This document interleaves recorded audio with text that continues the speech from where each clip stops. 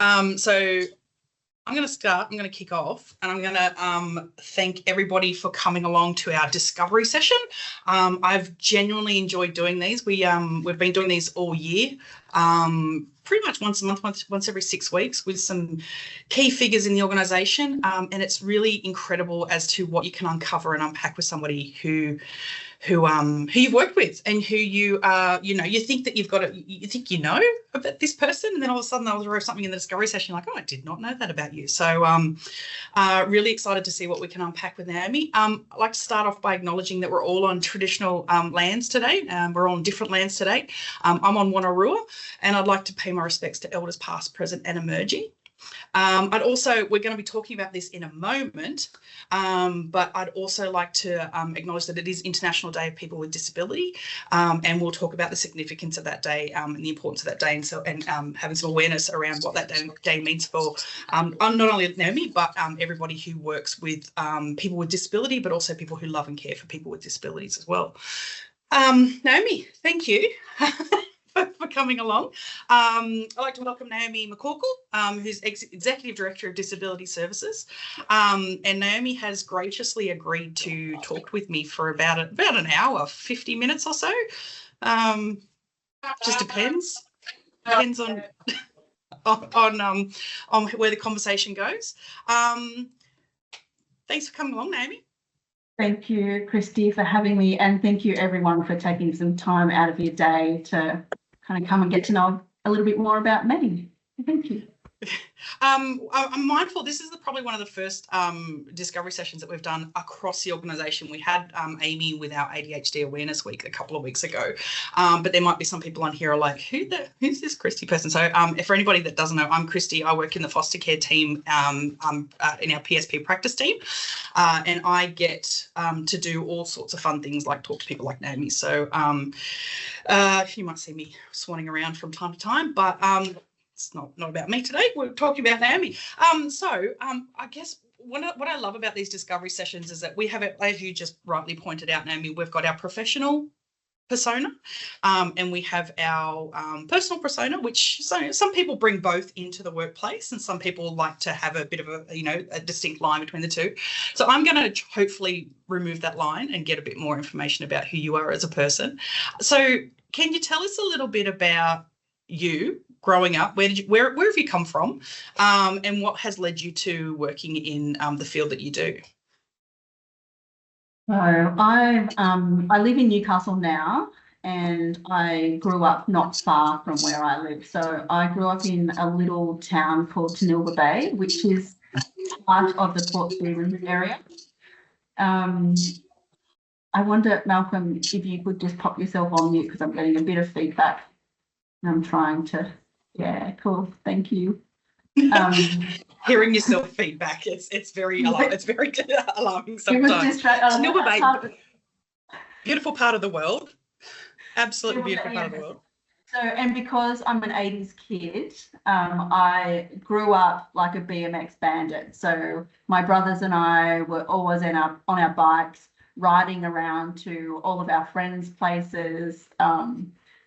Just the difference of the world today versus the world of the 80s and 90s, and being a kid and having a lot more freedom. So loved growing up outdoors. We lived close to the bay, so amazingly we were allowed to go for a swim without too much adult supervision. I feel like I had a really fun childhood in the outdoors, and it suited me and my brothers because we were all friends with everyone around us, and felt like a great little community. Do you still have connection to that area? Like family still there, or everybody moved away? Here's a funny story, right? So my parents, they bought a little block of land there when I was 2. So I basically grew up there for my entire childhood. And it's across the water from Hawk's Nest. Mm-hmm. So they have retired in Hawk's Nest. They've gone up the coast. They've gone up the coast. They've gone up the coast and across the bay. But every time I go to visit them now, I feel like I'm kind of just having one eye on where I grew up. And lots of really cool, fond memories. And the communities feel pretty similar as well. So Everybody around that Bay Area, it's all the same. It's all the same. It's true. Yeah. It's funny because like my mum and dad never felt like they were part of the community because they were from Sydney and they moved in. And now, like, you've got to live there for 20 plus years and you're still not really considered a local. Literally. But yeah. I read an article a couple of months ago about Stockton, and there was a guy on there and he's like, oh, I've only lived in Stockton for 50 years, so I'm still a blow-in. It's like, and it sounds like the same at Tanilba Bay. Like, it's like community's very tight when it comes to who can come in and out, and your parents, do you feel like you're part of that community, or Yeah, so I couldn't understand why mum and dad would think that, because like I was like, yeah, part of the fabric. I'm cruising through the streets on my BMX, Yeah, this patch of water over here, this is mine. This is my patch of water. Yeah. And so, that concept of community, I'm assuming, is going to continue to come up throughout the conversation, given that, we work in human services and we work in things that are, basically serving the community and the important draw to that. At what point, so you grew up in Tanilba, but did you say you had two brothers? Yes, I've got an older brother and a younger brother. So you're the middle child. My official role as mediator in the family and connector. So even to this day, if I don't coordinate something for a check-in or a celebration or something, it doesn't happen. So I'm embracing that role. I'm probably the least organised person on the planet. But my family seem to trust me with that, and we find ways. So yeah, I'm very close to my brothers and my mum and dad. So yeah. Diplomat, excellent. I love it. So at what point? I'm assuming you did your schooling in the local area. What happened in your post teenage years? Where did you kind of start your journey to become the person you are? Yeah, cool. So I did go to the local primary school, but my mum and dad were really strong Christians, so they were keen for us to go to a little Christian school in town. So that kind of changed things a little bit, because it meant that we were on the bus early in the morning and then didn't get home until late at night. So some of the BMX riding got reduced a little bit, which was a bit disappointing. But I feel like, and I was reflecting because, thank you for give me a heads up around some of the questions that you might ask. But the small school, I felt like a little sheltered from kind of what a reflection of a normal community might look like. And it wasn't until I finished school that I realised that.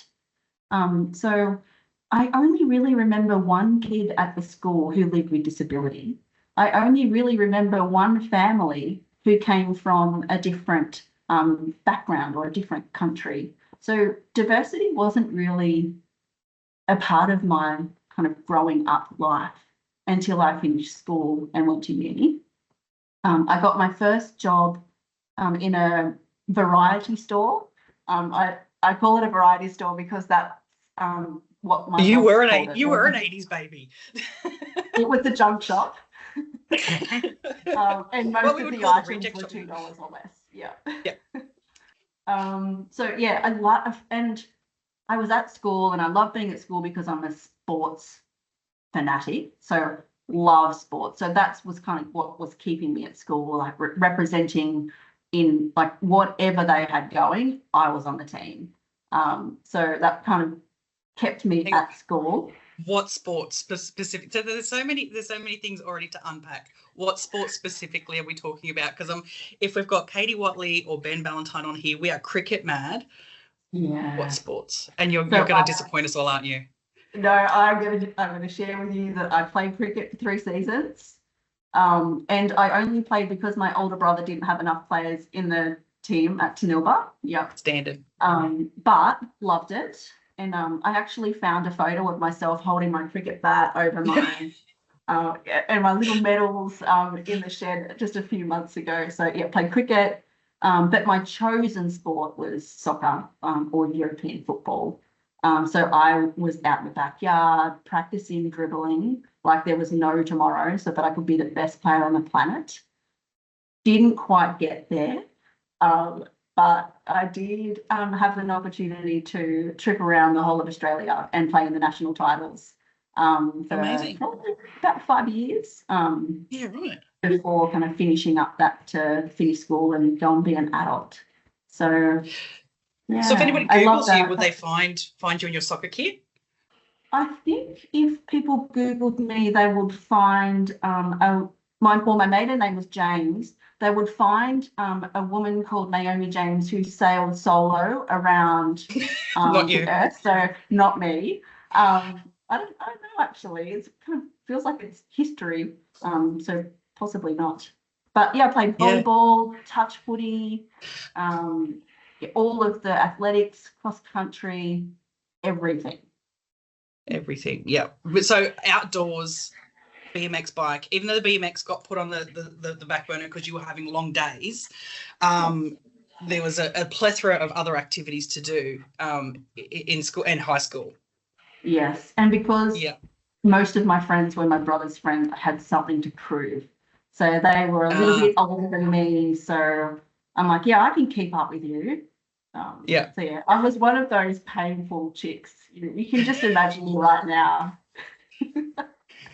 You mentioned something earlier which I found interesting, and I'm wondering if there's a lot of us in this on this discovery session who have also experienced that kind of thing. You're talking about when you were at school, and it was a small school, and on reflection, you're kind of thinking about, I guess we all come to that point where we're like, well, how did I get here?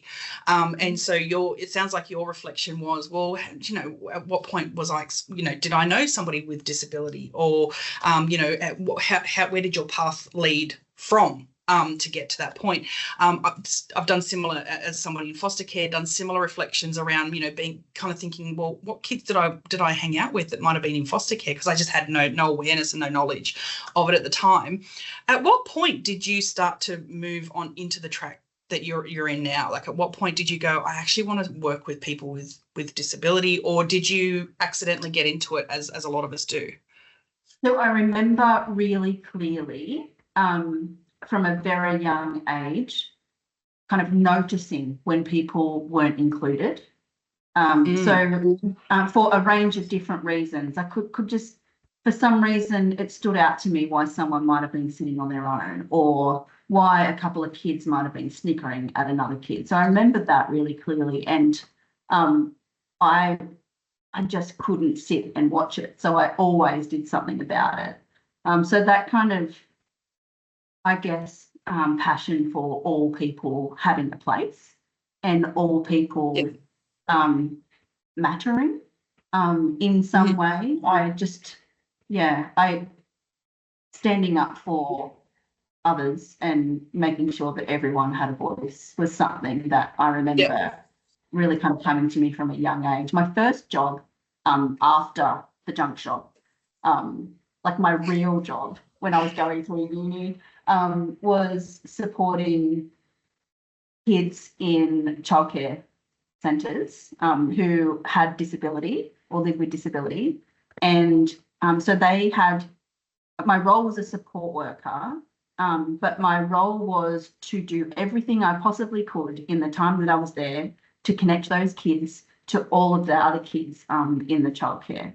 So if it was a craft activity that we were doing, then I would be there helping the younger kids with disability, kind of holding the scissors and kind of looking over the shoulders of the kid next to them to say, okay, what are you doing? Kind of, why are you cutting it in that way? So trying to build those connections with the kids in the program who live with disability, with the kids who did not live with disability, to try and create that seamless inclusion. So there wasn't the otherness that we sometimes see in some of those settings. So that was kind of, I couldn't believe I was getting paid to do that either. It was a lot of fun. Yeah.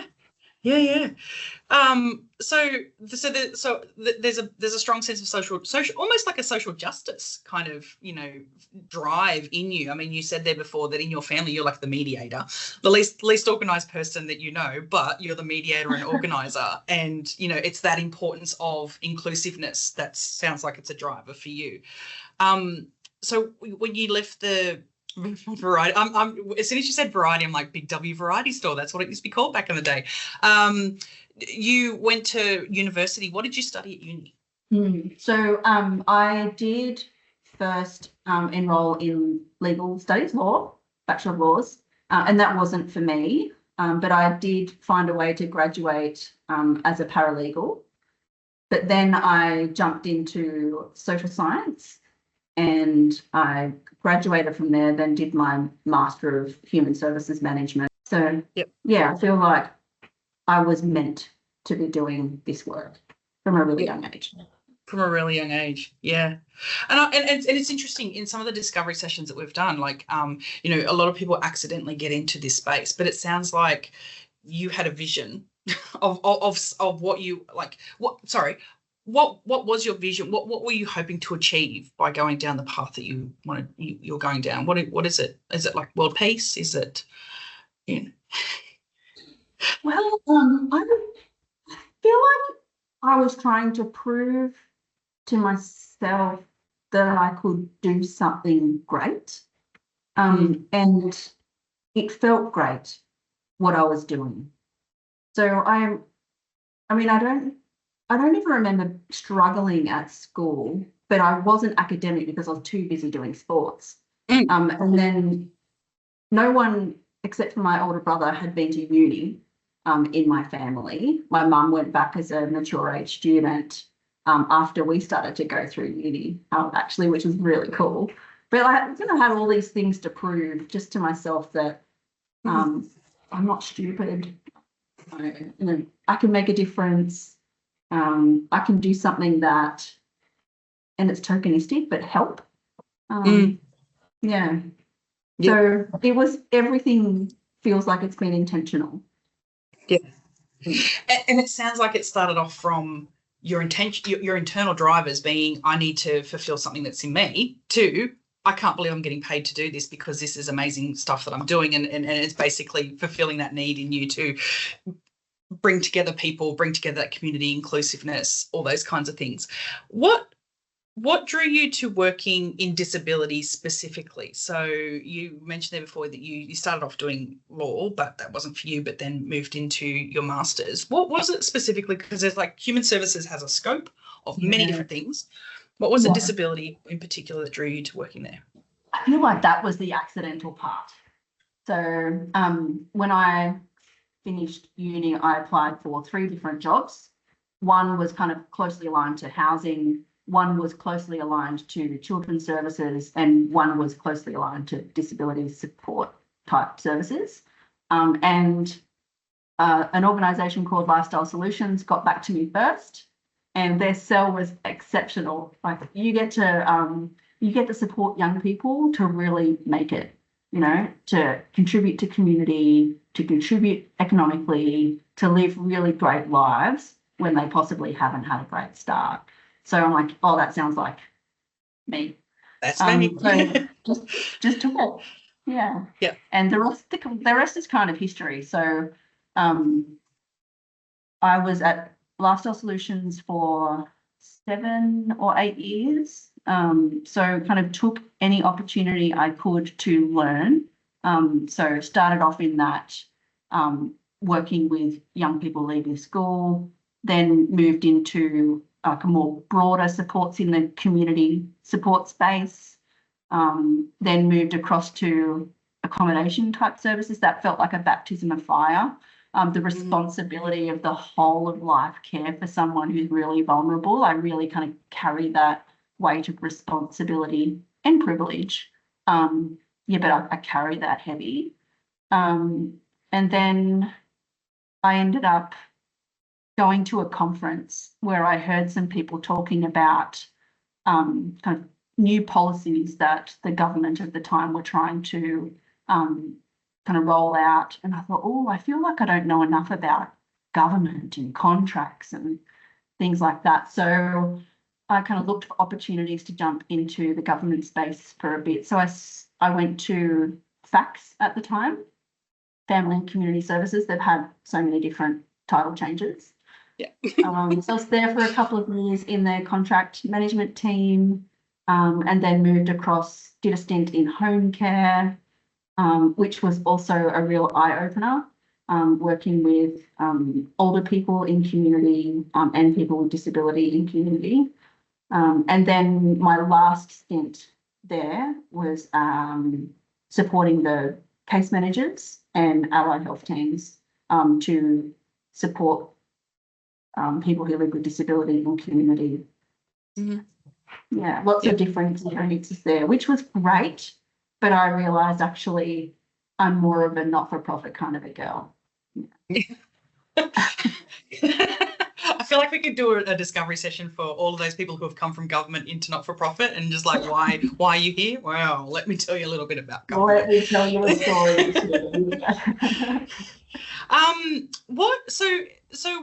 So you stayed at Lifestyle Solutions for 7 or 8 years, I think you said. Primarily working. Did you you talked there a bit about you had a wide variety of roles which you took as learning opportunities, which I think is amazing. And anybody in this sector or anybody's listening who's wanting to move forward in their career should always look for different opportunities versus just the siloed one that, the stream that they're working in. What did you do after Lifestyle Solution? I mean, you said you went into government with Fax and was that straight after when you went to Fax after Lifestyle Solutions, or was there something in between? I think basically, how did you get to challenge? Yeah, cool. So let me first say that I've had the most incredible leaders in my entire career.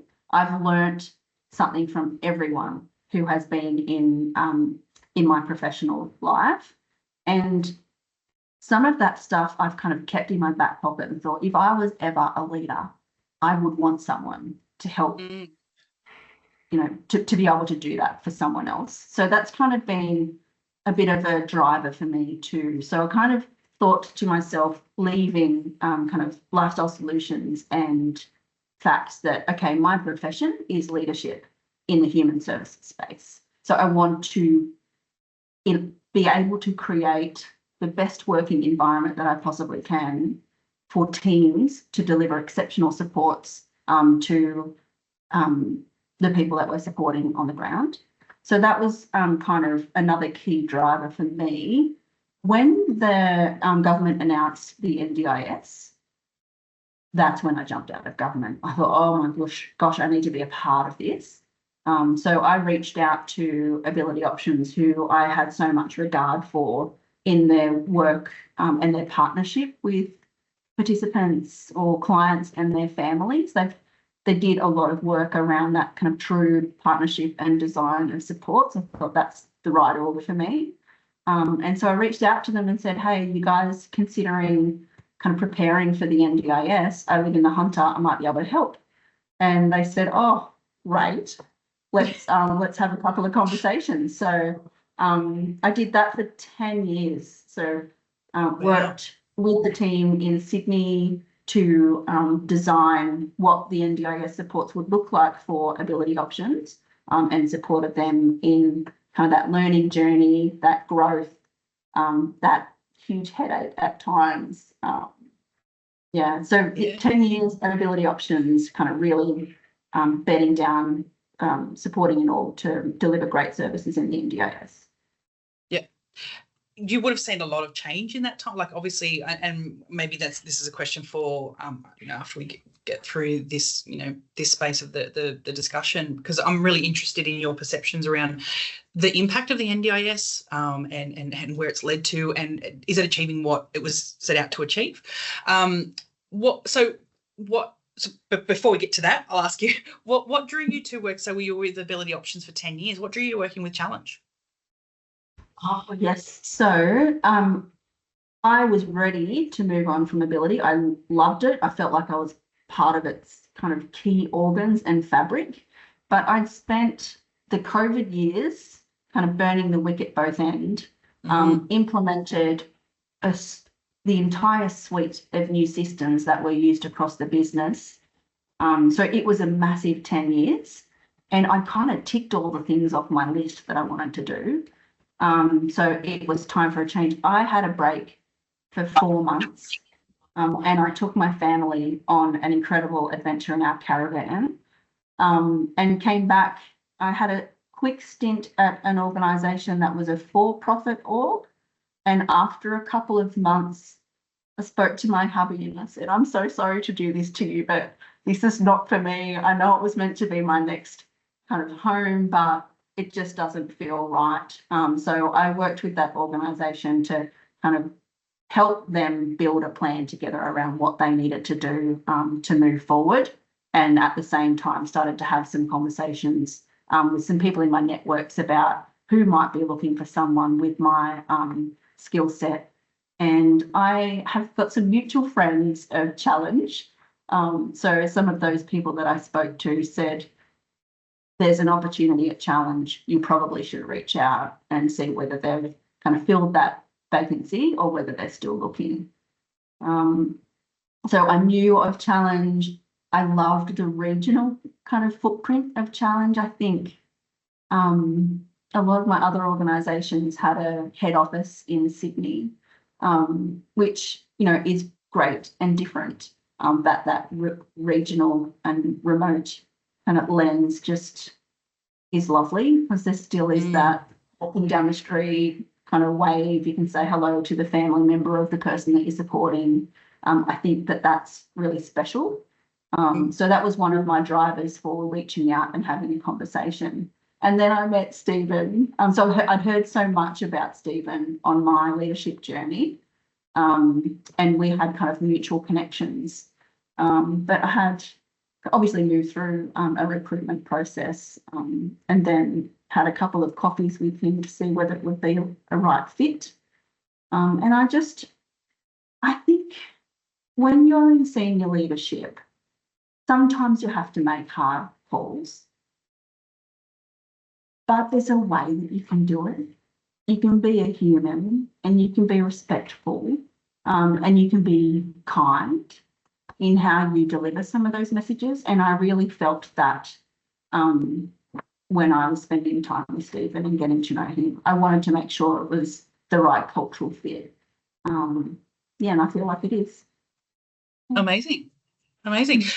Again, we could probably go on for 2-3 hours, because, you know, you've just opened up the can of worms of leadership, which I want to get down into, and all that kind of stuff. But we won't at this point in time. But in terms of, has it been what you expected? This is probably a bit of a curly question because it's being recorded and you've just talked, you know, wax lyrical about how great everything is at Challenge. Has it been what you expected?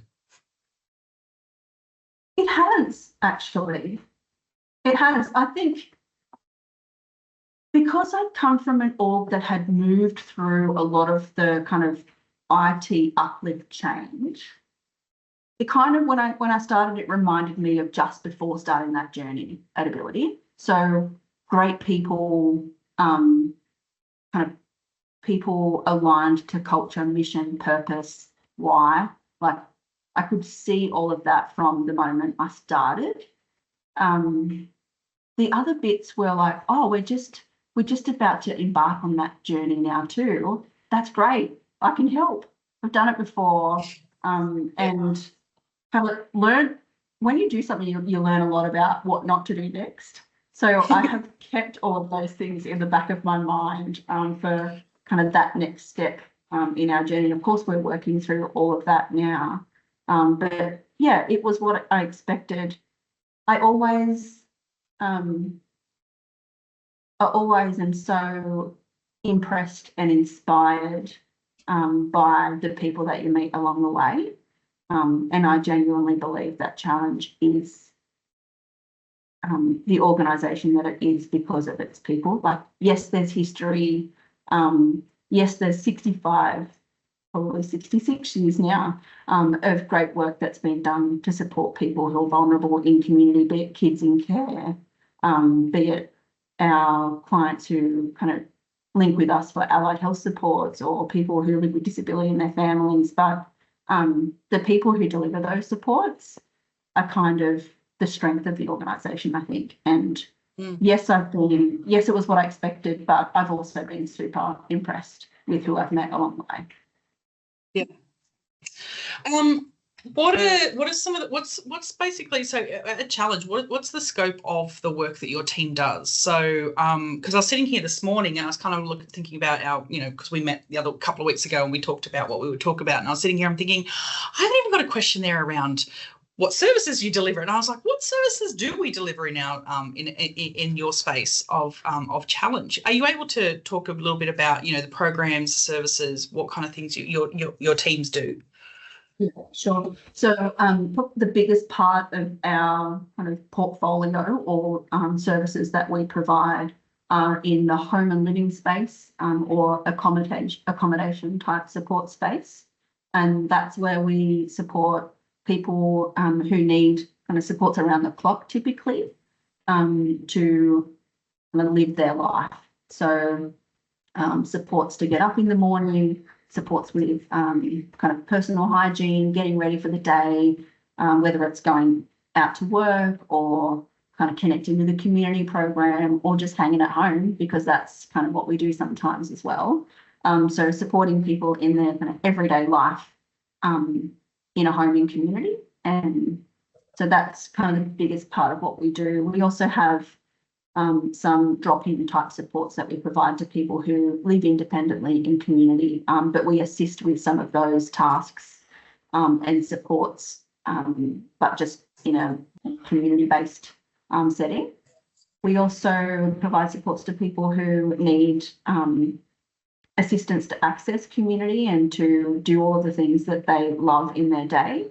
And we also facilitate some programs that kind of have shared interests, so group type support. So there might be a few people that kind of want to pursue something together and our team support them to do that. And it's usually in community and then some kind of hub type support. So some downtime as well. We do a little bit of respite or what's now called short-term accommodation.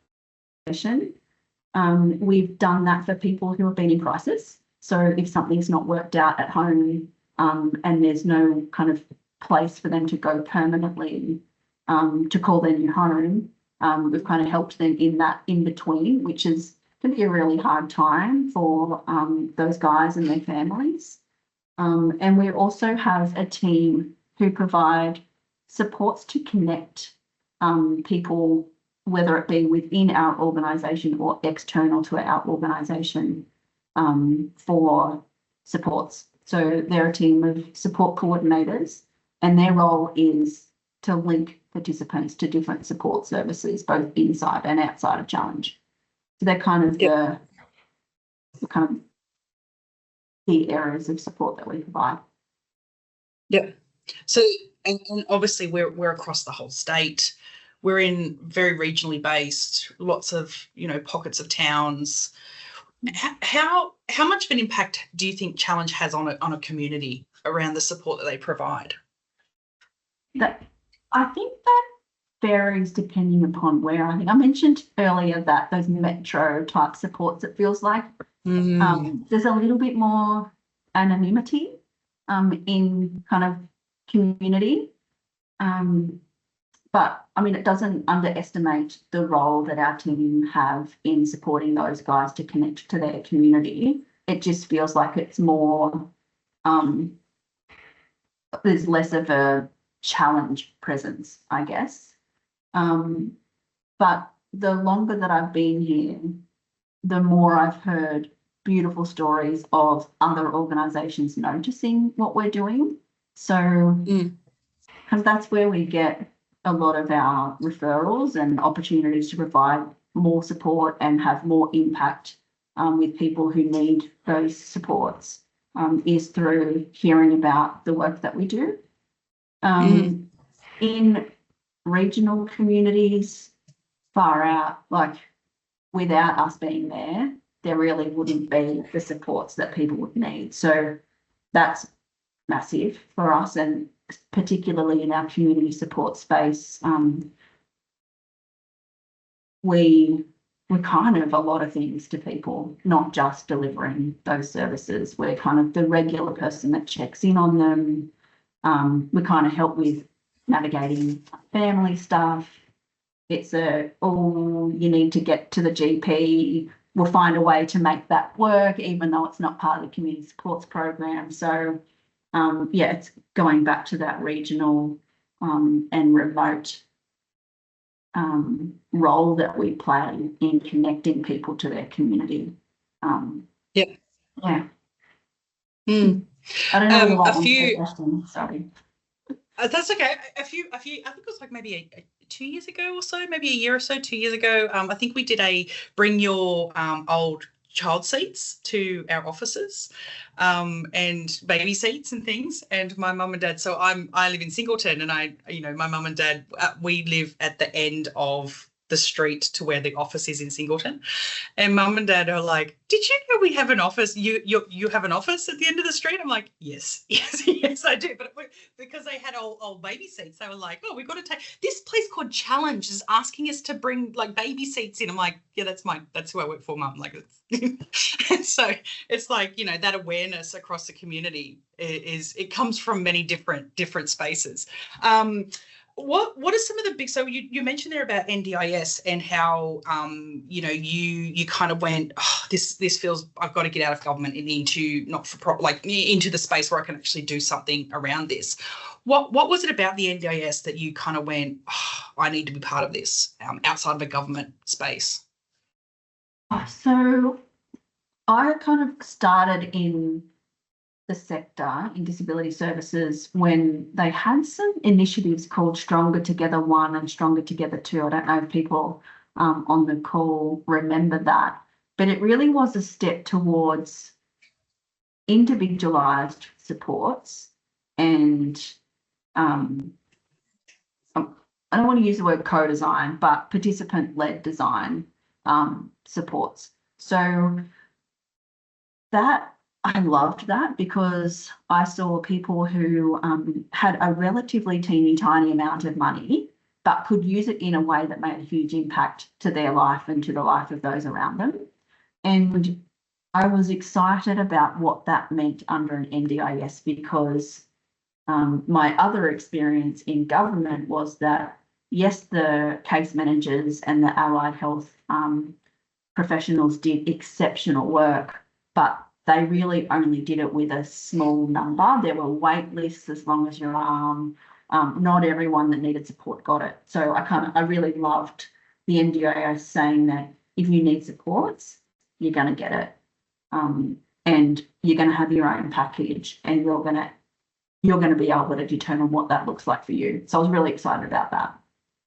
Mm. I think at the time it has significant impact on us in foster care as well, in out-of-home care, because we obviously have kids who have disability and who were utilising ADAC services at the time and using their state-based services. And for us, there was a significant shift, but obviously not understanding the real widespread impacts of what the NDIS could do for people. Has it done what you anticipated it was doing, or is there still things that need to be kind of looked at by the relevant minister? Yes and no. So I think we're in a much better place than what we were. A person now living with disability has access to supports and their family have access to support. So that if I go back to my time at FACS, that wasn't the case. People were waiting for supports that they desperately needed, and some missed out completely. So yes, I think it's been amazing for people who've needed supports in community.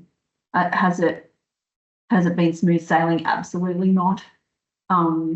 Has it been designed in the most complicated way on the planet? Yeah.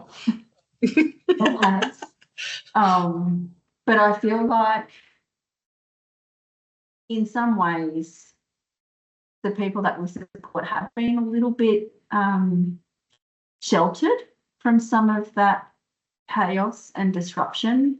And organisations like Challenge and other great organisations have really done their best to hold the hands of people who live with disability and their families to navigate that. and to ensure that it's as least clunky as possible. There still has been heartache along the way. Some changes to processes or policy have meant that people who had some level of support one day was different the next day because there was a change that was implemented, and it wasn't always communicated in a way that got to the person that was impacted. But again, I feel like support providers like us have really helped soften the blow around some of that. It's still going. There's still changes that are happening all the time.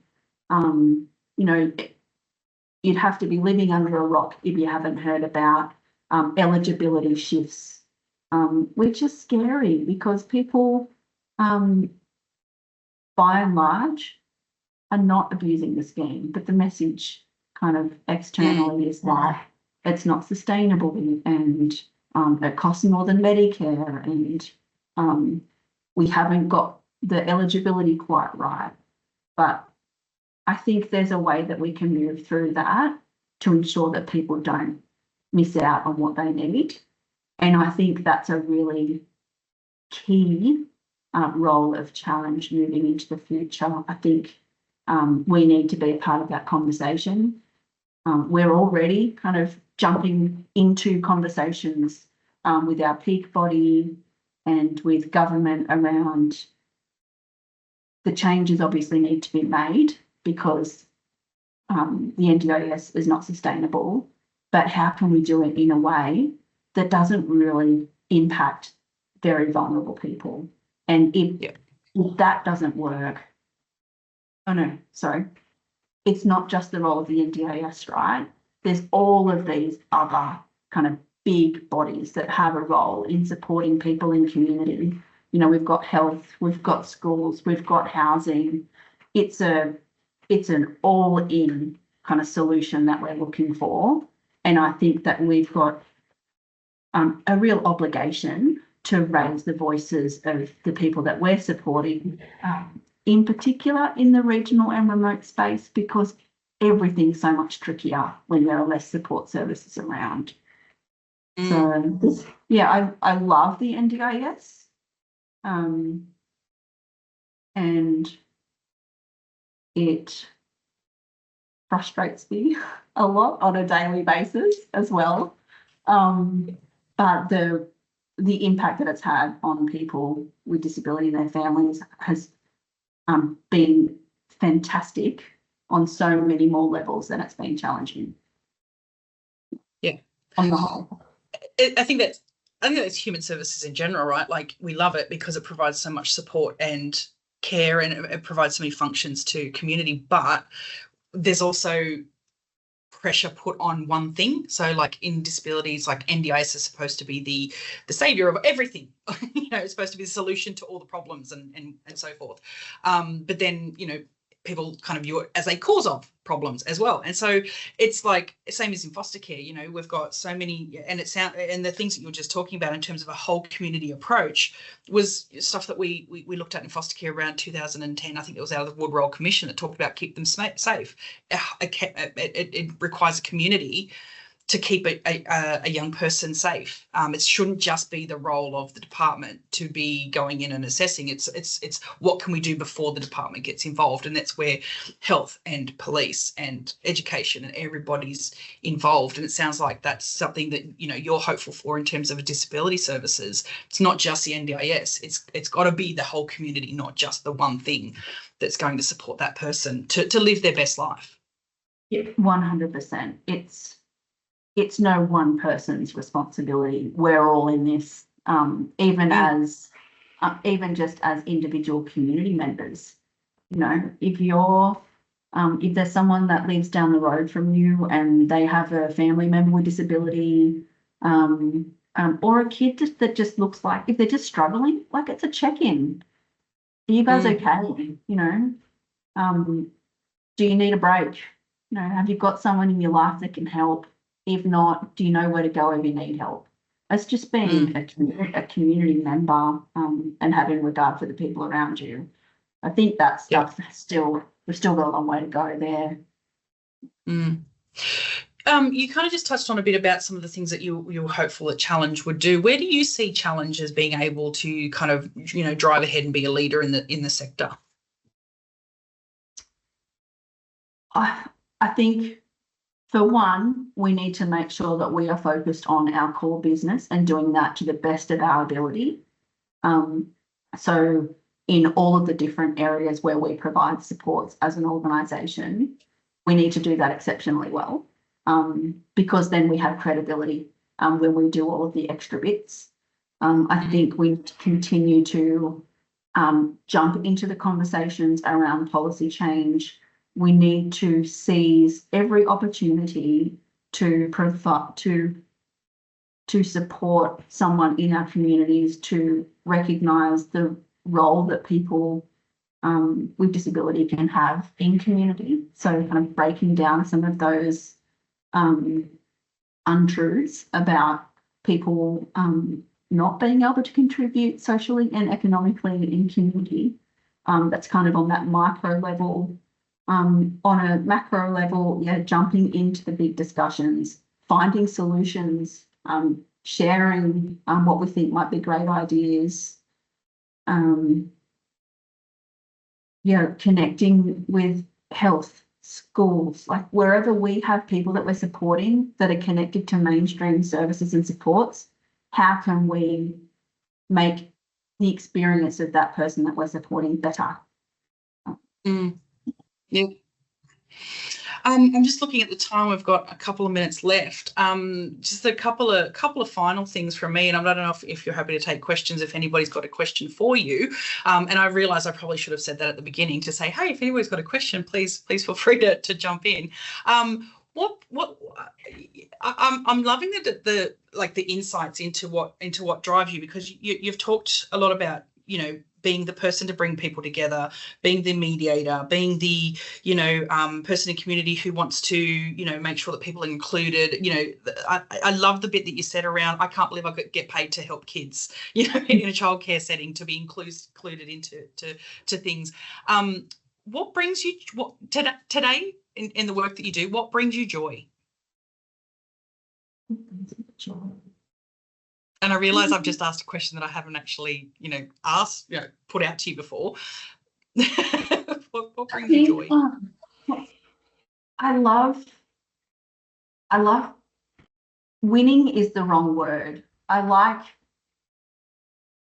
like being successful and winning and ticking things off the list and achieving the things that are on the plan. So I get a lot of joy out of kind of seeing progress. So from a leadership perspective, that means for me coming into Challenge that the great people that I have around me on my team are doing what they do best. And I see my role as facilitating that by taking away what some of the noise is when you work in a large organisation, finding ways to support them to be able to do what they need to do best by making everything around them as seamless and as smooth as possible. So that really brings me joy. And plus, even though I'm not directly working with people with disability, every single day I hear about someone that we're supporting. And, even if things are not going great for that person, hearing the way that the team talk about what they're doing to support them and what they're doing to help navigate the tricky situation that they might be in, it just reminds me of why I'm here. Yeah. So that's every day I get to hear something that we've done that it makes someone's life a little bit better. And I think the bit that you can sometimes get trapped in is that you can sometimes get trapped in finding extraordinary things.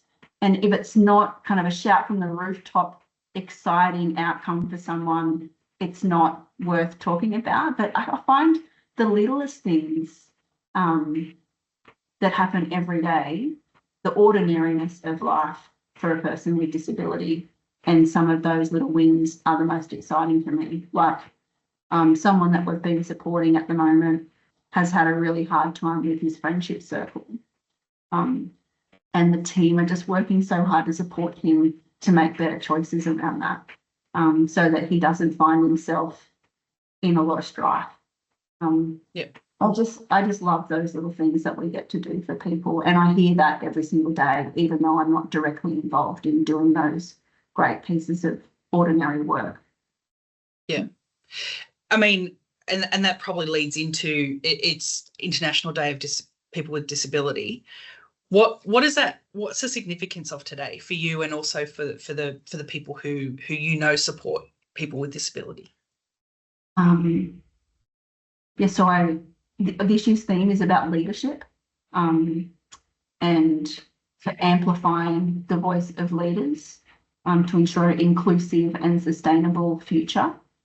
So I think it's about ensuring that we're celebrating the contribution and the leadership contribution specifically for people, for and by people with disability.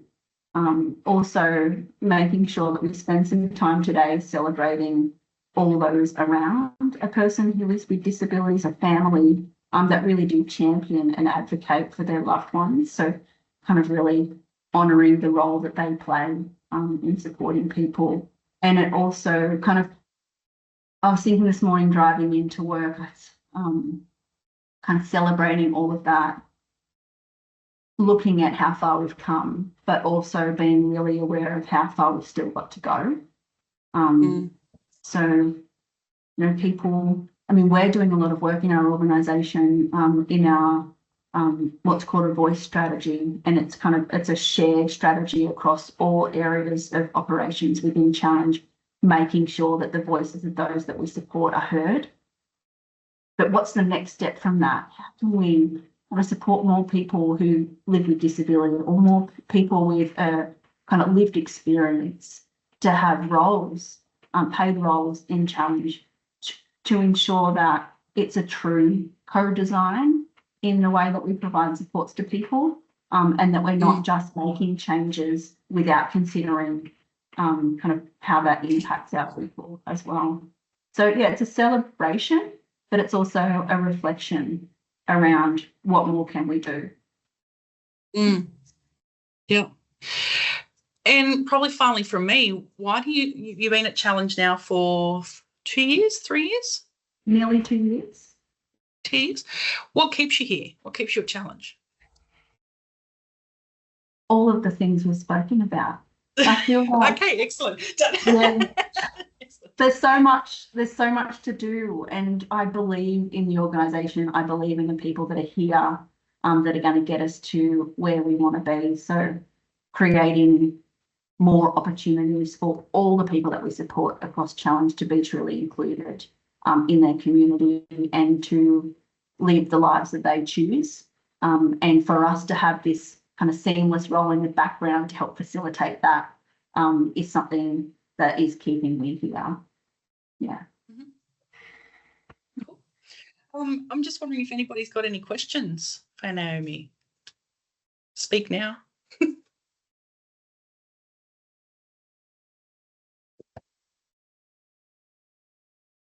No.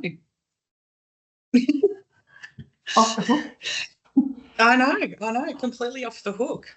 I think I've genuinely enjoyed the conversation that we've had, because it's, in terms of working in community services, we all come to it for very different reasons, but primarily what I can see from the consistent theme that I've heard from everybody who I've spoken to in these discovery sessions is about, that drive to help people in some way, but also, I think you also mentioned as well the privilege of being able to do that, being able to be somebody who's able to support our most vulnerable, because we provide services to our most vulnerable people in community. So it's been a consistent theme across all the discovery sessions, and I've genuinely enjoyed the conversations that we've had, and I appreciate you giving, I'm sure you're a very busy person, but thank you for being able to have a chat with us. I could have asked a million more questions, that is for sure. But is there anything you wanted to leave us with, or, mic drop, out you go? You know what? You know what? We could finally ask the final question. What did you think of the Matildas the other day? No, I'm kidding. Is there anything that you wanted to leave us with? So the Matildas need to harden up a little bit. I need for them to be stronger on the ball. But they're still, still favourites of mine. Thank you so much, Christy, and thank you for everyone who jumped in. It's nerve-wracking kind of talking personally about yourself, but you guys kind of jumping in, being interested kind of helps that. And Christy, you're just a beautiful facilitator of conversations. So thank you. This has been amazing. Thank you. All right. Well, we'll leave it there. If anybody's got any questions afterwards, please reach out to one of us. But if you'd like to watch this again, it'll be up somewhere, which will be somebody will be able to notify us where it's being held. But thanks everyone. Enjoy the rest of your day, and see you all soon. Beautiful. Thanks. Thanks, Bye.